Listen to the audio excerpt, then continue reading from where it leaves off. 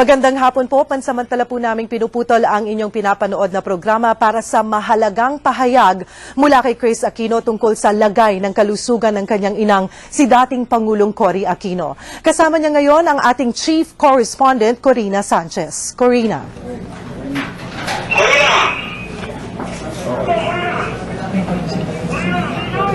Okay po. Alright. Tayo ngayon sa kinaroroonan ng ilan sa mga miyembro ng pamilya ni former President Corazon Aquino. Si Ms. Chris Aquino ay naririto, ang kanyang anak. Gayon din si Senador Benigno Noynoy Aquino para maghatid sa atin ng medyo malungkot pong balita tungkol sa kondisyon ng kanilang ina. Meron silang inihandang statement o pananalita mula sa kanilang pamilya at narito ngayon si Chris Aquino para sa maikling anunsyo ng kondisyon ng kanilang inang si former President Cory Aquino. Chris? Corina, this statement we all prepared together, and it's coming from our family.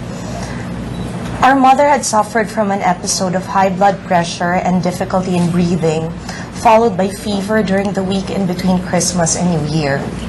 Since that time, we all became concerned because of her persistent cough, loss of appetite, and her noticeable weight loss.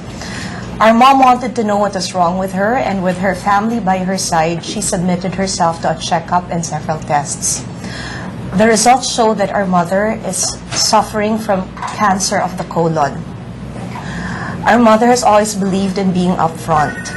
Over and above everything else, she's a woman who has lived her entire life entrusting everything to the Lord, and she has always been a woman of great faith.